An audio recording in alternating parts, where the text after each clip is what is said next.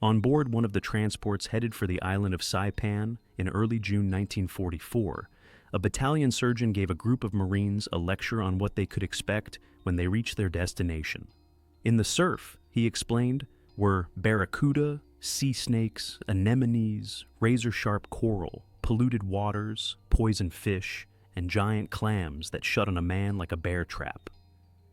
Warming to his subject, the doctor went on to tell everyone exactly what was waiting for them when they landed on the island itself. Leprosy, typhus, filariasis, yaws, typhoid, dengue fever, dysentery, saber grass, hordes of flies, snakes, and giant lizards. The men were also warned not to eat anything growing on the island, not to drink the water, and not to approach any of Saipan's local inhabitants. After finishing his lecture, the surgeon paused, looked out at his audience, and asked if there were any questions. After a moment, one private raised his hand. "Sir," he asked, "why in hell don't we let the Japs keep the goddamn island?" There was a very good answer to that particular question, although the surgeon did not tell the private what it was. The primary reason why Saipan was so highly prized and why the U.S. High Command wanted to take the island from the Japanese was Oslido Airfield, a Japanese air base on the southern part of the island. This was probably the most important enemy airfield between their massive naval base at Truk and the Japanese home islands. Saipan also had a good harbor, Tanapog, which the Japanese had modernized and improved since the war began, as well as an unfinished airstrip on the north tip of the island. But the primary American objective was Oslido Field. The combined chiefs of staff had seen the strategic importance of Saipan a year and a half earlier, in January 1943. Saipan and the other islands in the Marianas chain would be invaluable as forward bases for refueling submarines and other warships, as American forces island hopped their way to Japan. But Oslido would be a part of the attack on Japan itself, as a base for the long-range Boeing B-29 Superfortress bomber. Tokyo was 1,500 miles from Saipan, within striking range of the Superfortress. Saipan was also closer to the Japanese base at Truk, which has been described as Japan's Pearl Harbor. Taking possession of Guam, Saipan, and Tinian, the largest of the Marianas Islands, would not only neutralize Truk, but would also put B-29s closer to Japan than they had ever been. The Japanese High Command was also well aware of the strategic importance of Saipan and the Marianas, and knew that the Americans would be turning their attention to the island chain at some point in the near future. On June 14, 1944, Admiral Chuichi Nagumo, commander of the newly created Central Pacific Area Fleet, wrote, "The Marianas are the first line of defense of our homeland. It is a certainty that the Americans will land in the Marianas Group either this month or the next." He was absolutely correct. American forces would make 3 separate landings on Guam, Saipan, and Tinian. Saipan would be the first. By the time Admiral Nagumo made this statement, about 3,000 Imperial troops had been sent to defend Saipan. Most of the troops were from the 43rd Division. Nagumo was sent to oversee the defense of the island. When he arrived, the news he received from the defending troops was anything but encouraging. General Hideyoshi Obata, who commanded all ground forces in the Marianas, gave the admiral a sobering account of the situation. Specifically, unless the units are supplied with cement, steel reinforcements for cement, barbed wire, lumber, etc., which cannot be obtained in these islands, he told the admiral, no matter how many soldiers there are, they can do nothing in regard to fortifications but sit around with their arms folded, and the situation is unbearable. Actually, thousands of tons of building materials had been sent from Japan to build up the island's defenses, but they never arrived. The ships carrying all the cement and barbed wire and lumber had been sunk by American submarines. There would be no more building supplies coming. The defenders would have to make do with what they had. They would also need all the luck they could get. By early June, a flotilla of American ships, which is usually described as massive, had set sail from its bases and was steaming towards Saipan. This task force consisted of battleships, cruisers, and destroyers, along with transports carrying the men of the 2nd and 4th Marine Divisions. They would be followed by the U.S. Army's 27th Infantry Division. Of the 8 battleships in the invasion task force, 4 were veterans of the Pearl Harbor attack: Maryland, Pennsylvania, Tennessee, and California. Aboard the transports, the men anxiously concentrated on preparing for the invasion. They belted 50 and 30 caliber machine gun ammunition, sharpened their bayonets, and wondered what would be in store for them on an island most of them had never heard of. On June 7th, the Marines were given some news that helped take their minds off their own concerns, at least for a while. Half a world away, Allied forces had come ashore on the beaches of Normandy. Operation Overlord began the liberation of Western Europe from the Nazis. Reaction to the announcement varied from ship to ship. Aboard most transports, the bulletin was short and to the point. The invasion of France has started, that is all. On the aircraft carrier Enterprise, mimeograph news releases were distributed to the men.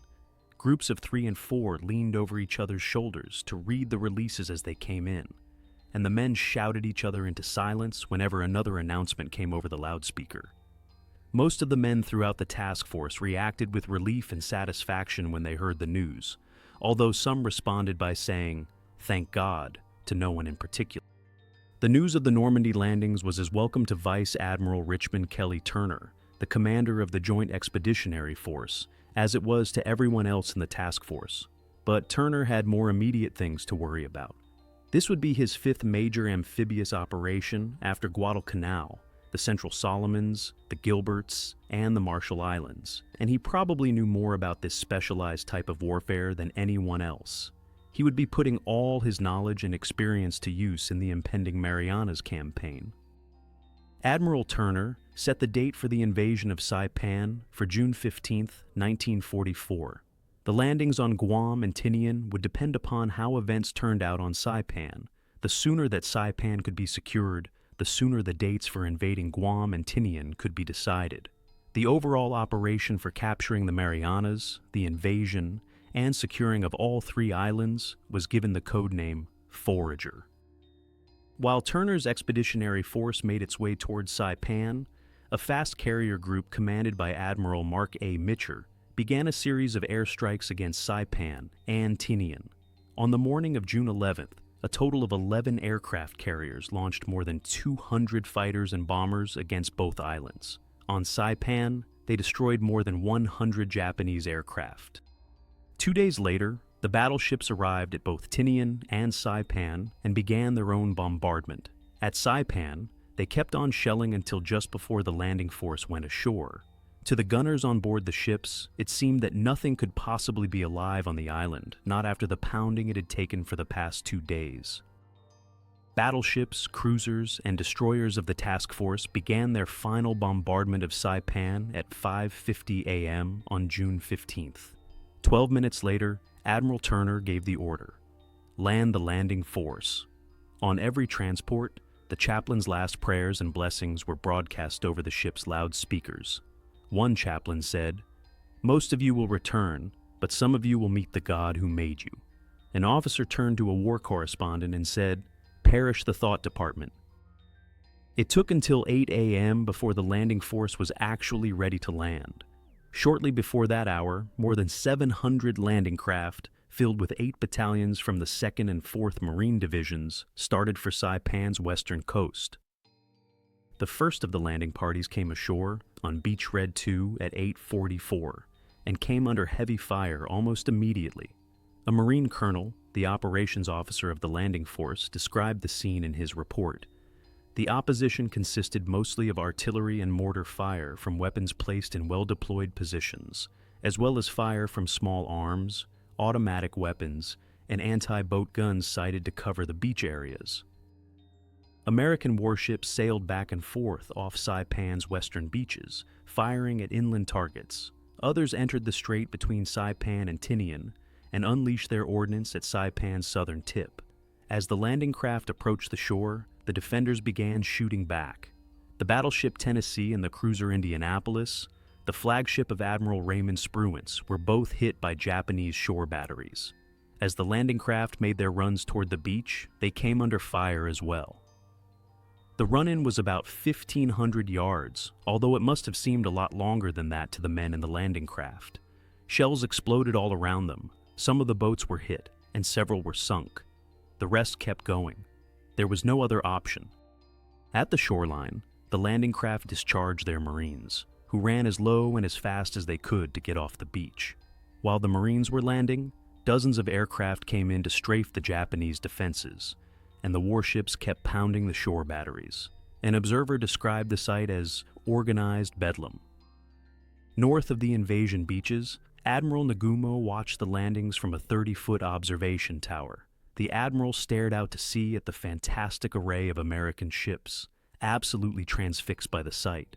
According to his yeoman, Mitsuhara Noda, who was standing nearby, Admiral Nagumo, who had been the commander of the Pearl Harbor attack force, was especially intrigued by the battleships that were standing offshore.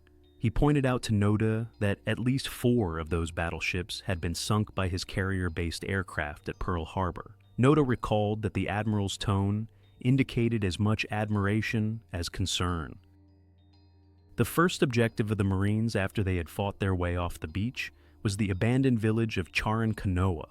Most of the Americans expected to find flimsy little houses made of paper and bamboo.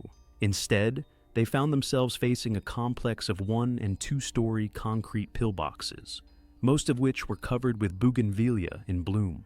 At the center of the village, the Marines came across another surprise: a baseball stadium, complete with a 4-base diamond and a grandstand. A Buddhist temple stood next to the ballpark. Captain John C. Saipan and his men of G Company 24th Marines, 4th Marine Division, stopped at Charankanoa to get some drinking water and to have a quick bath. As soon as they stopped, enemy mortar shells began exploding among the Marines, who were caught unprepared and in the open. Everyone had been so preoccupied with the pillboxes and with washing and relaxing that they did not notice a ruined sugar refinery in the distance or its tall smokestack. The smokestack was being used as an observation post. A Japanese spotter had made his way to the top of it and was calling mortar fire down on the Marines. Before somebody finally discovered the spotter, Captain Saipan recalled, "We lost far more Marines than we should have." He did not specify exactly how many of his men were killed and wounded, only saying that the observer really caused a great number of casualties in G Company. The commander of the Japanese 43rd Division, General Yoshitsugu Saido, was optimistic about mounting a successful defense of Saipan. He was receiving encouraging reports that his troops were fighting back in spite of the U.S. warships and their murderous naval gunfire, and also that the invading Americans were suffering heavy casualties. Both General Saido and Admiral Nagumo were astonished by the American show of force at Saipan, but they were far from intimidated by it. They were confident that reinforcements would arrive and that the invaders would be wiped out. No enemy would ever take Saipan. The Marines kept coming ashore, along with most of their artillery. To back up the Marines, units of the U.S. Army 27th Infantry Division landed on June 16th. But General Saido kept the landing beaches under fire all day long, inflicting more casualties among the Americans who had already landed. General Saido ordered a counterattack that night, hoping to push the Americans back into the sea before they could organize effective defenses. Only about 500 troops took part in the night attack, but General Saido sent 44 tanks to break through the American lines. The tank assault was led by Colonel Hideki Goto's 9th Tank Regiment. Just after 3 a.m. on June 17th, Colonel Goto opened the hatch of his Type 97 medium tank, stood erect in the open turret, and waved his cavalry saber over his head. The other tank commanders did likewise. Colonel Goto then slapped the side of his tank with his saber, which made a resounding clank. Once again, his junior officers followed his lead. They slapped their tanks with their sabers. With that ceremony out of the way, all the tank commanders closed their hatches and pointed their tanks toward the American lines. The Marines could not see Goto's tanks coming, but they could hear the clanking and rattling. They called the Type 97s kitchen sinks, among other things. Captain Clark Rowland warned, "It sounds like a night attack coming," and requested illumination from the ships offshore. The U.S. Navy warships responded by sending so many star shells that the jungle darkness suddenly turned into midday. As soon as they caught sight of the Japanese tanks, the Marines opened fire with bazookas, 37mm guns, and hand grenades. The leading tanks caught fire, which lit up the others. A few of the tanks came to a stop. A Japanese officer climbed out of his machine, waved his saber, shouted a few orders, got back into his Type 97, and closed the hatch. Whatever the officer said was certainly effective. The tanks started moving forward again, and were immediately hit by bazooka and 37mm fire. One Marine, PFC, Herbert Hodges, knocked out 7 Type 97 tanks within a few minutes.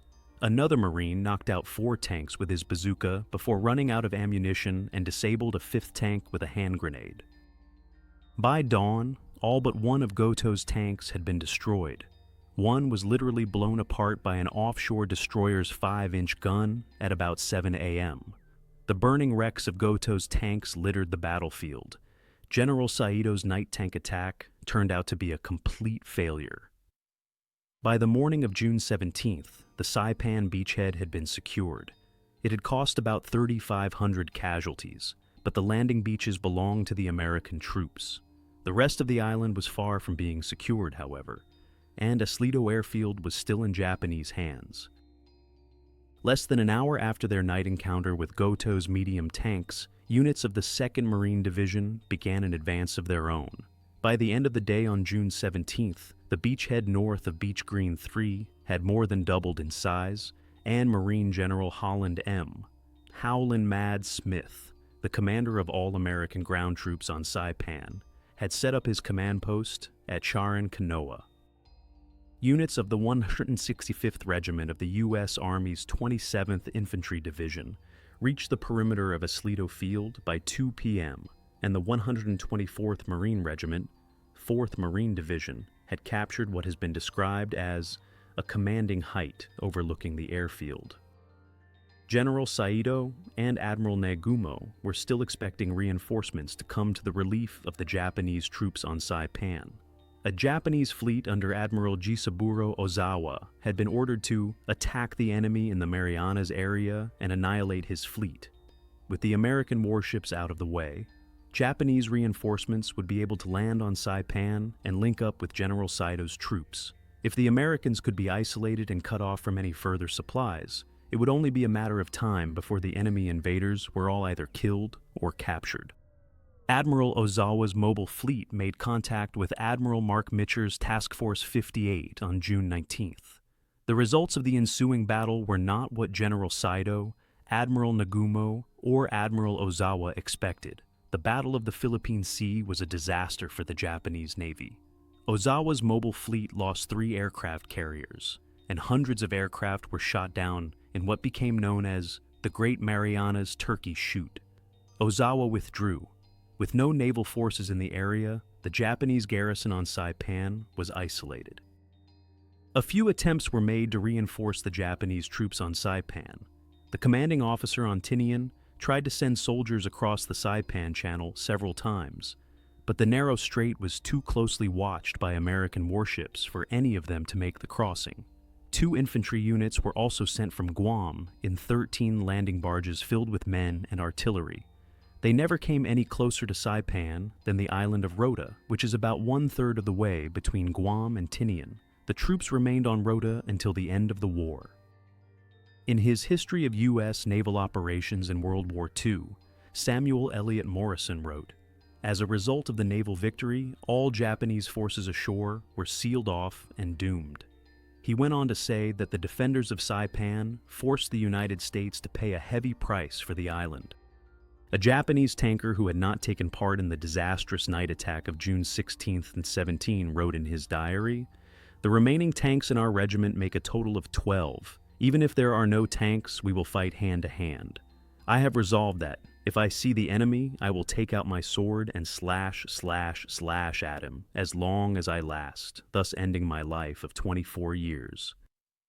General Saito organized his remaining infantry and artillery units into defensive positions around Mount Tapochau, rugged terrain that favored the defenders.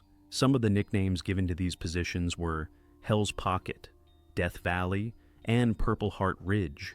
Japanese soldiers used the caves in the vicinity of Mount Tapochau to ambush the Marines, sometimes making attacks by night.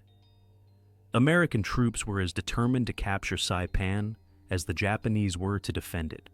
Marine Captain John C. Saipan watched a unit of the 4th Marine Division make an attack on June 20th. The attack took place about a quarter of a mile in front of him, which gave Saipan a perfect view of the action. The Marines were assaulting Hill 500, he said, the dominant terrain feature of the whole area, and it was apparent that they were running into a solid wall of Jap fire. But using artillery-timed fire, smoke, and tanks, they finally stormed up the hill and took it. By this time, the operation's primary objective, Oslido Field, had already been captured.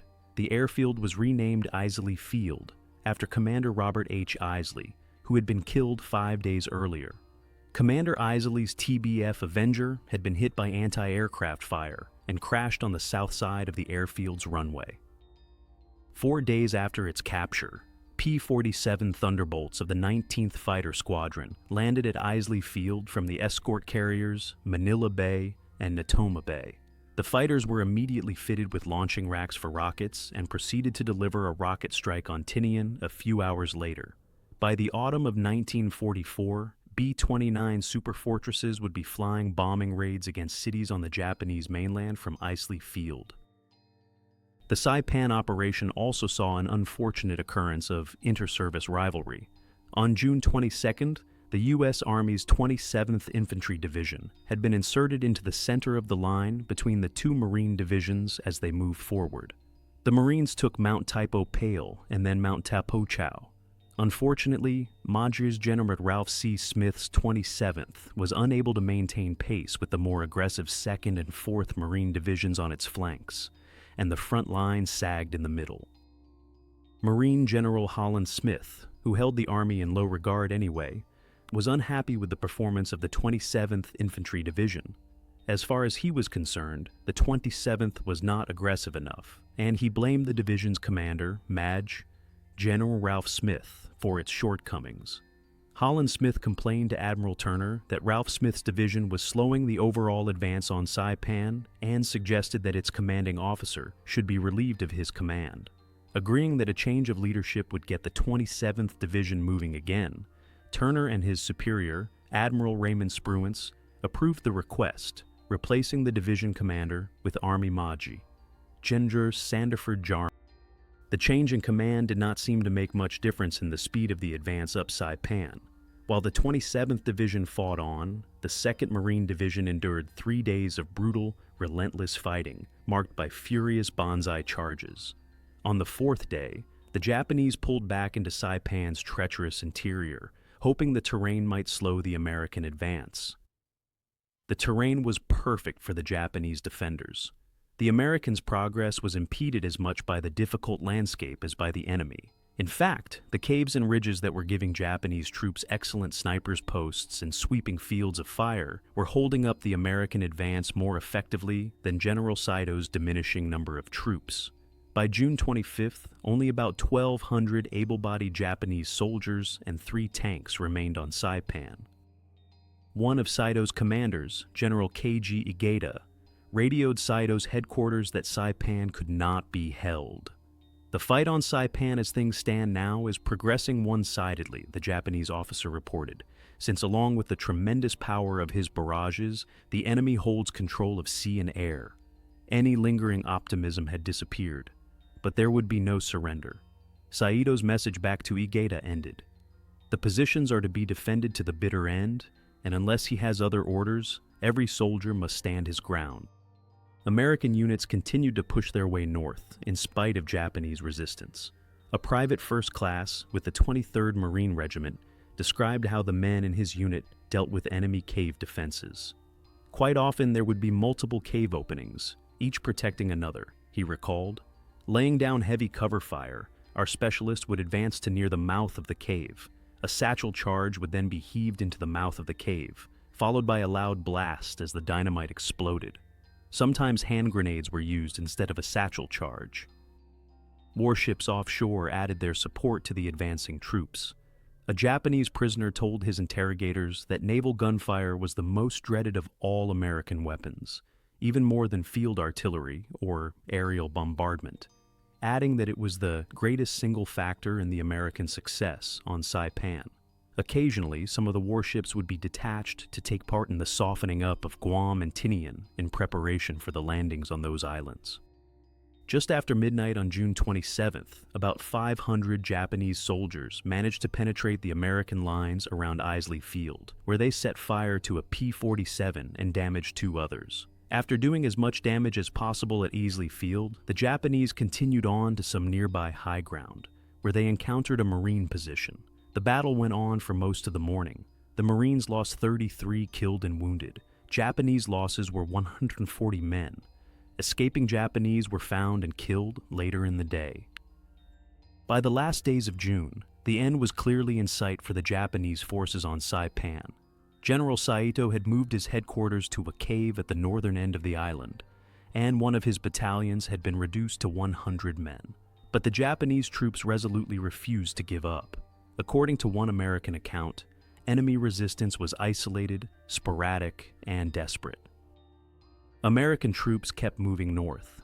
On July 3rd, units of the 2nd Marine Division occupied the city of Garapan. It had once been the home of 15,000 inhabitants. Now it was a deserted ruin. The belongings of thousands of civilians littered the streets, everything from pots and pans to bits of clothing, which they had left behind when the city was abandoned. An occasional Japanese sniper would fire at a Marine patrol from a rooftop, but only sporadic resistance was encountered. During the night, about 200 Japanese made their way back to Garapan and arrived in time to give the Marines a rude early morning surprise. After a vicious fight, the Marines chased the Japanese right out of the city. They set up a command post on one of Garapan's main roads, which they renamed Broadway, just across the street from what was left of the local bank. The Japanese fell back to another defensive line just north of Garapan. At this stage, there were not many Japanese left. The men who managed to survive were all desperately hungry. Many were reduced to eating tree bark and grass. Some Japanese soldiers stayed behind, usually holed up in caves, to slow the American advance as best they could. Sometimes they smeared blood on themselves and stayed perfectly still as the Americans walked past them, jumped up, and fired at the unsuspecting soldiers. The Americans responded to this by bayoneting all Japanese bodies, the dead and the wounded. "You had to do it," one Marine officer explained. Throughout the first week of July, the American troops advanced toward Marpy Point, Saipan's northernmost tip. Japanese troops steadily retreated before the Americans. Soon, they had nowhere left to retreat. General Holland Smith feared that the remaining enemy troops would attempt an all-out suicide charge at the American lines, a banzai attack. When Japanese troops were cornered, this was their usual response. At Japanese headquarters, it was decided that an attack would be made by all remaining troops in the area. On the evening of June 5th, the headquarters staff ate the last of their rations. One staff officer asked General Saito if he intended to take part in the attack. Admiral Nagumo answered instead. He said that he and General Saito, along with General Igata, would commit suicide. Most of the following day was spent organizing the coming attack. Soldiers and sailors in nondescript uniforms, armed with weapons ranging from rifles to swords to bamboo spears, gathered for the assault. An onlooking staff officer thought the men looked like spiritless sheep being led to the slaughter.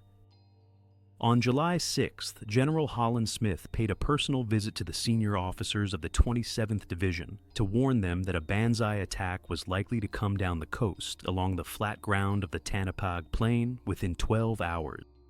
General Smith was absolutely correct. So far, the American advance from the southern part of the island had been almost unopposed. One Marine called it a rabbit hunt. The constant movement of the American troops had prevented the Japanese from forming anything resembling a cohesive defensive line. By July 6th, all surviving Japanese troops had been boxed into the northern end of Saipan.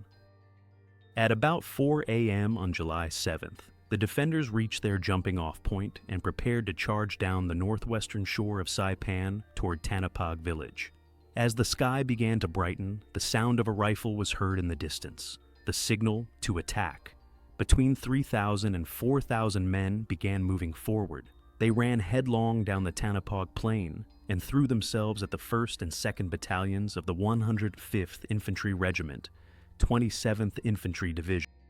Suddenly, there was what sounded like 1,000 people screaming all at once, as a horde of mad men broke out of the darkness before us, recalled a Marine who witnessed the attack. An officer in the 105th Infantry said, "It was like a stampede staged in the old Wild West movies. These Japs just kept coming and didn't stop." Another account compared the Japanese charge with crowds swarming onto a field after a football game. Every Japanese soldier had just one thought in mind: to kill as many Americans as possible before being killed himself. The defending American soldiers and Marines fought back as best they could against such an onslaught. Our weapons opened up. Our mortars and machine guns fired continually, one Marine reported. Even though Jap bodies built up in front of us, they still charged us, running over their comrades' fallen bodies. The mortar tubes became so hot from the rapid fire, as did the machine gun barrels, that they could no longer be used. Behind the able-bodied troops came hundreds of walking wounded. These men belonged back in the field hospital. Some of them were on crutches. They had been issued bamboo spears and swords and limped along behind the main attack, ready to die for the Emperor. The American defenders could not help but fall back under the pressure of this human tidal wave.